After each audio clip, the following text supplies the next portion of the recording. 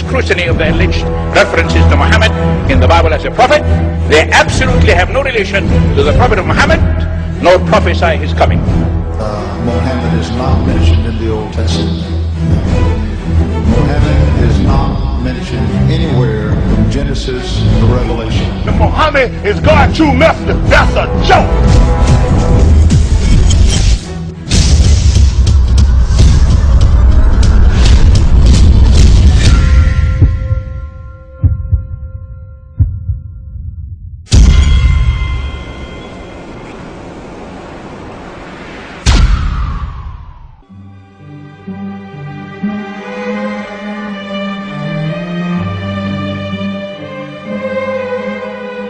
Lo, we inspire thee as we inspired Noah and the prophets after him, as we inspired Abraham and Ishmael and Isaac and Jacob and the tribes, and Jesus and Job and Jonah and Aaron and Solomon, and as we imparted unto David the Psalms.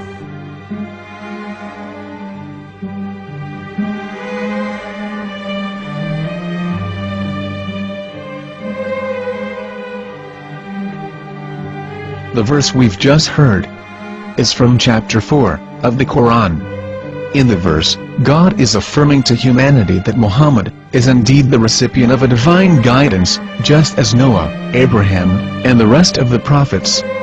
However, some Christians and Jews today don't believe that Muhammad was a prophet and the covenant that God made with Abraham. And since the Quran is not their book of authority, in this video I'm going to show you that the book you're holding in your hands contains the name off the seal of prophethood, the Prophet Muhammad.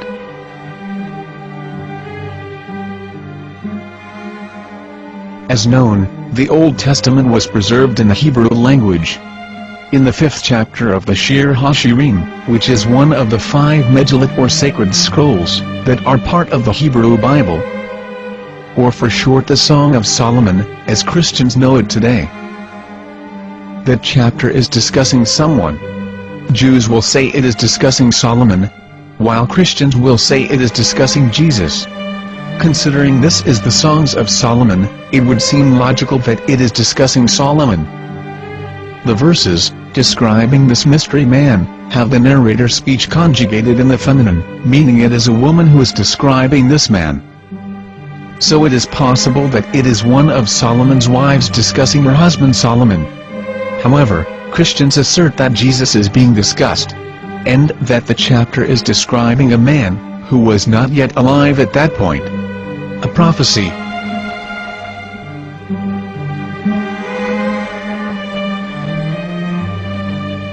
In reading the English translation of Song of Songs 5:16, it finishes the description by saying, "He is altogether lovely," but what most people don't know is that the name of that man was given in the original Megillat. Here is verse 16, and how it is written in ancient Hebrew, before introducing the vowels, in the 8th century. From the Hebrew Bible, on scripturetext.com. Here is the word in question.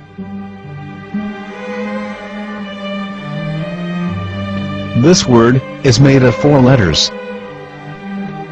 Mem, Het, Mem, Dalet. Now when reading the word as it is written in its original form, with no vowels, it can be read as Muhammad, which is the name of the Muslim prophet, or as Mamad with no A after the H. According to Ben Yehuda's Hebrew English Dictionary, it is correctly pronounced as Muhammad, not Mamad.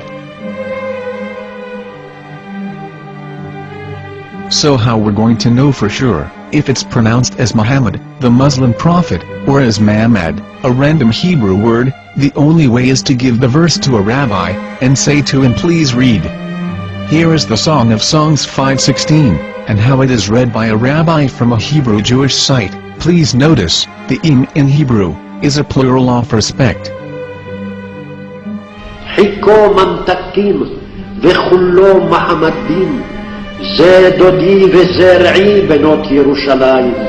חיכו ממתקים וכולו מחמד, מחמד, מחמד, מחמד, מחמד, מחמדים. זה דודי וזרעי בנות ירושלים.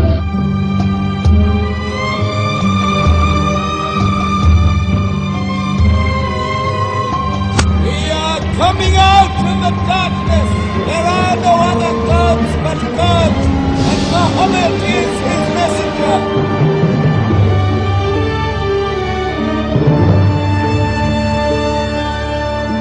Let the world hear. חיכו ממתקים וכולו מחמדים, זה דודי וזרעי בנות ירושלים. חיכו ממתקים וכולו מחמד, מחמד, מחמד, מחמד, מחמד, מחמדים, זה דודי וזרעי בנות ירושלים.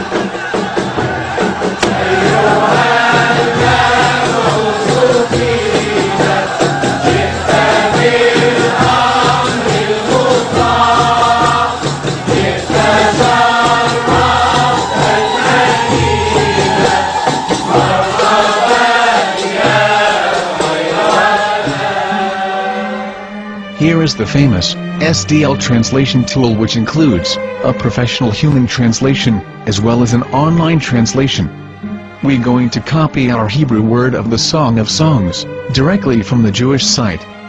It's the same site, where you can hear the rabbi reading the verse in Hebrew. All links are in the description, so, we're going to copy the word and paste it, and ask, please translate.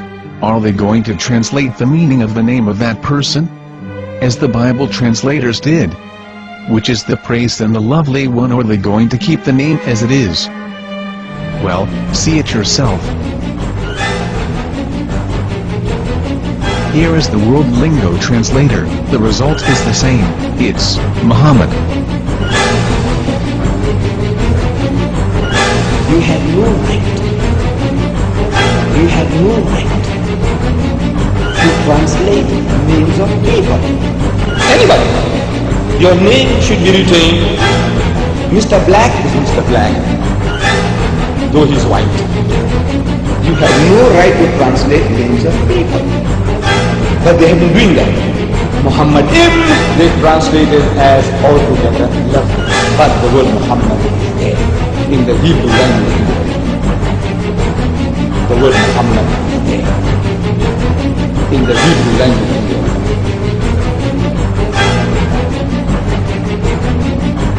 I will tell you a story from my own personal experience. Years ago, I used to spend every Sunday afternoon in a place called Speaker's Corner. And in my years down there, I got to know a Jewish rabbi.